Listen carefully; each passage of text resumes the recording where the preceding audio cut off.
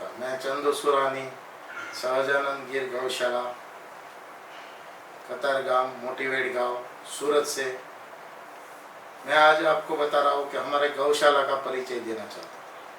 गौशाला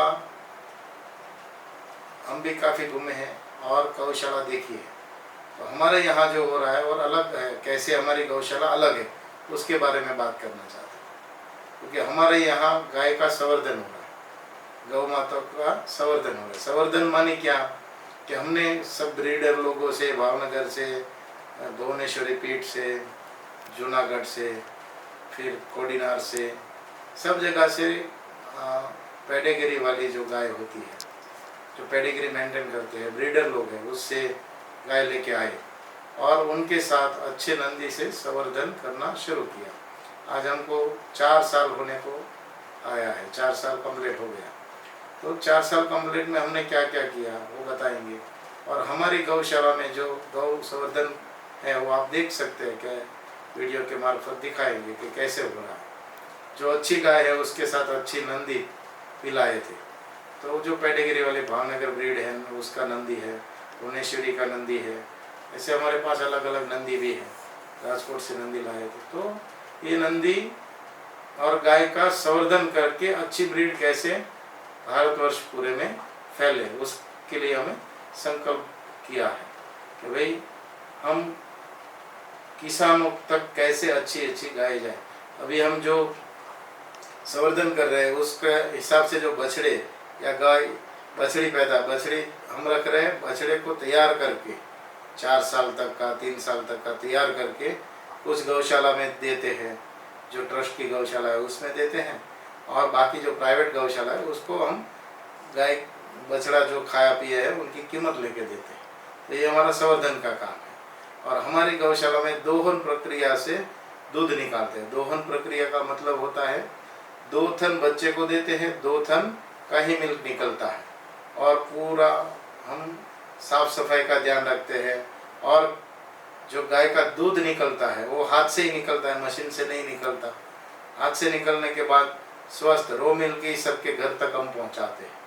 और जो मिल्क पहुंचता है, गाय का दूध अमृत बोले, वो अमृत क्यों है? अमृत इसीलिए है कि 2 थन बछड़े को देते हैं, बाद में हम बचा हुआ दूध निकाल के पहुंचाते हैं। इसीलिए हम शोषण नहीं करते कोई प्रकार का गाय का। उसको भोजन का भी अनसिक्योरिटी नहीं है। आप जब भी जाओ भोजन भरा पड़ा रहता है गौशाला के गमाण के अंदर। जब भी चाहे, जो भी गाय चाहे वो खा सकती है। हमारी गाय फैटी भी नहीं होती। और उसको जो कॉन्सेंट्रेशन फूड बोलते हैं, देते हैं, जो खली वगैरह, उसमें भी हम बाहर से रेडीमेड नहीं लेते।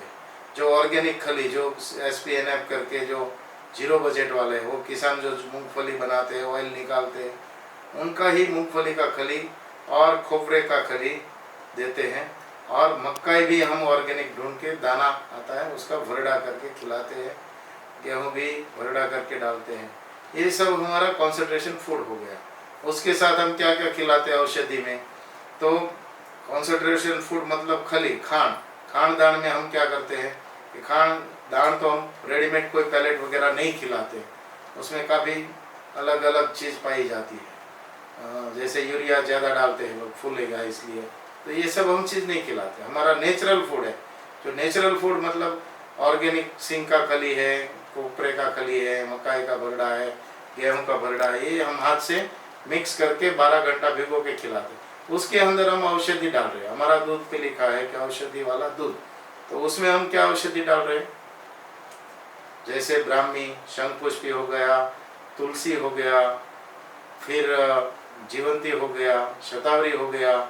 इस प्रकार का हर्ब जो होता है, 21 प्रकार का हर्ब हम इस औषधि रूपी हर रोज 30-30 ग्राम हर एक गाय को पाउडर देते हैं, जो खली के अंदर देते हैं शाम को। तो गाय का भी हेल्थ अच्छा रहता है और दूध में वो औषधि का गुण आ जाता है। ये हमारा डिफरेंट है सबसे अलग। और चारा पानी भी जितनी बने उतना अलग अलग वैरायटी खिलाते हैं। तो दूध का भी नेचुरल दूध है, तो कभी अप डाउन भी होता है, जैसे फैट अप डाउन हो जाएगा वेदर के हिसाब से, ऐसे भी होता है। मिल्क का एक जैसा फैट नहीं आएगा। ये सरकारी दूध जो बोलते हैं वैसा दूध नहीं है, कि 9 फैट एक लाइन में आएगा, 6 फैट, ऐसा नहीं है। इसमें क्या होता है, गर्मी ज़्यादा है तो फैट कम हो जाते हैं, ठंडी में फैट बढ़ जाते हैं। तो चारा पानी के हिसाब से भी बनता है। मकाई खाया तो दूध थोड़ा मीठा अच्छा आएगा। ज़्यादातर मकाई खिलाते हैं, जो ऑर्गेनिक चारा आता है वही। झिंझुआ खिलाते हैं, फिर सूखा ज्वार का कुट्टी है, मूंग का जो गोतर आता है वो खिलाते हैं। अलग अलग प्रकार की वैरायटी खिलाते हैं। इसीलिए जो गाय खाएगी वो ही उसके दूध में आता है। जैसे सिंग का एक पाला आता है, वो खाते हैं तो उसका स्मेल दूध में आता है, वो हम नहीं खिलाते। यहाँ मिलना भी मुश्किल है, सौराष्ट्र में ज़्यादा मिलता है, पर यहाँ जो खिलाते हैं वो सब ज़्यादातर ऑर्गेनिक खिलाने का हमारा प्रयास है। मिलता है तब तक ऑर्गेनिक ही खिलाएंगे और कुछ नहीं खिलाएंगे। तो ये हमारा दूध का प्रोडक्ट का क्वालिटी आता है। फिर गाय बीमार है तो उसको अलग से ट्रीट करते हैं, उसका मिल्क अंदर नहीं जाता। जब बछड़ा देती है गाय कोई भी, तो उसका 12 दिन तक हम दूध अंदर ऐड नहीं करते। क्यों नहीं करते? वो सूतक लगता है। हमारे पिताजी और दादाजी बोलते थे कि 12 दिन तक सूतक लगता है, तो वो गाय का दूध मिक्स नहीं करना है, वो किसी मजूर या गाय को ही पिलाना, ये सबसे अच्छा होता है। ज़्यादातर हम 3-4 दिन के बाद वही गाय वही दूध पी के, कैल्शियम का उसको डेफिशिएंसी भी नहीं होता, बछड़ा पीता है उतना, बाकी निकाल के उसको पिलाते। ये हमारा डिफरेंट दूध गौशाला का। ये संवर्धन का बात किया, वो पूरा संवर्धन का प्रोसेस है, पूरा बहुत कठिन है। कौन सी गाय का रिकॉर्ड है, जैसे हमारे पास सब गायों का रिकॉर्ड है, मेंटेन करते हैं। पेडिग्री भाई कहाँ से लाए थे, कितना बच्चा दिया, किस नंदी से बच्चा आया, वही पूरा टैगिंग सिस्टम है। हर एक गाय पे टैग है। और जब 12 दिन बच्चा माँ के साथ रहता है, उसके बाद जो गौवाला है वो हर रोज जो गाय का नाम है गोमती, तो गोमती गोमती पुकारेगा, कपिला है तो कपिला कपिला पुकारेगा, तो वही बच्चा समझ जाएगा। और जब दोनों को सेपरेट करते हैं, बाद में दूध पीने के लिए गोमती बोलेंगे तो गोमती का ही बच्चा आगे आता है, बाकी सब बच्चे खड़े रहते हैं। ये इतना सेंस है गाय के अंदर। बोले जाता है, शास्त्रों में भी प्रमाण है, और हमारे दादाजी भी बोलते थे कि अगर गाय छोड़ते हैं चरने के लिए तो घर वाले को मिल के जाती है, तो बहुत पावरफुल रहता है। तो इसका 6 सेंस क्या काम करता है, ये मिल के जाती है तो स्मेल से पता चल जाता है कौन सा बीमारी आने वाला है आपको या है। तो ऐसा ही चारा खा के, 52 टाइप की वनस्पति खा के चर के आती थी, चारा ग्रेजिंग करके, फिर वही मिल्क आता था, उसमें कंटेंट मिल जाते थे। तो जिसके घर में गाय होती है वो सदा निरोगी रहते थे, उसको कोई दवा खाने पे जाने की ज़रूरत नहीं थी। ऐसे ही हम यहाँ जो औषधि खिला रहे हैं वो तो वहाँ गौशाला के अंदर है, यहाँ गाय है। दूसरा हमारा गौशाला है यहाँ से 54 किलोमीटर पे, वहाँ 55 बीघा जगह है, वहाँ चरने का सुविधा है। तो बछड़े जो तैयार हो रहे हैं, कुछ गाय दूध वाली भी उधर रखी है जो हम प्रीमियम की बना रहे हैं, वो गौशाला पे चरती गाय है। उनका मथनी करके, बिलोना करके, वैदिक बिलोना बना है। वैदिक बिलोना बन के मिट्टी के घड़े में घी तैयार करके जो दे रहे, वो प्रीमियम घी है। सादा घी यहाँ जो गाय है उसका बचता है, उसका घी बनता है।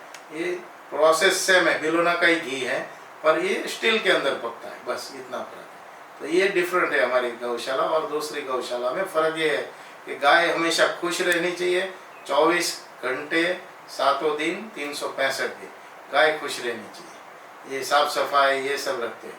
तो ये एक बार आप विजिट करके देखेंगे कि अलग कैसे है दूसरा गौशाला और हमारा गौ।